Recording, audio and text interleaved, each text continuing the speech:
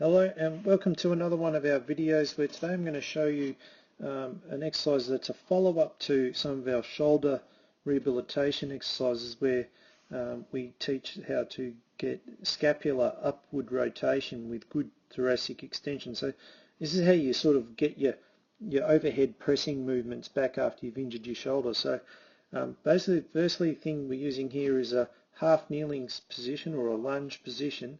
And this is a great way to release hips that are really causing a bit of the problem and teach you how to get like your strength back. So see how my foot is placed here in a good stable position. So you want to get stability at the foot, also keeping the stability in your trunk and your glutes. So when the bar comes down to here, I need to make sure that my glutes are engaged, so I'm getting stability at my hip and pelvis that way. I have some good trunk stability, so I'm bracing through here, and that I don't lose my position of my shoulder and my thoracic spine there. So you can see I have quite a good positioning so that shoulder doesn't sort of drop too far down. So if my elbow gets too low, it's going to pull my shoulder forward and I'm going to get problems, and that's where I get all the tearing and all that sort of stuff there.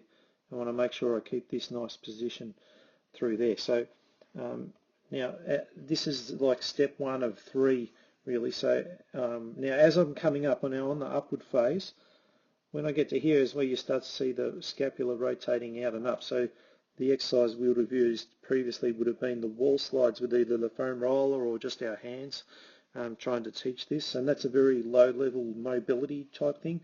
Obviously with the bar we were adding strength and stability in a higher demand, and then you'll see as we progress through all this it'll start to move into a bit more of a dynamic positioning, and we must force our body to learn how to do this standing. So after I've done a few reps of this, then I'll start to engage the rest of my body and teach myself how to use my legs to actually drive the movement instead of just stabilizing. So in this stage I'm just sort of really stabilizing, and you'll see there's a good positioning of my scapula.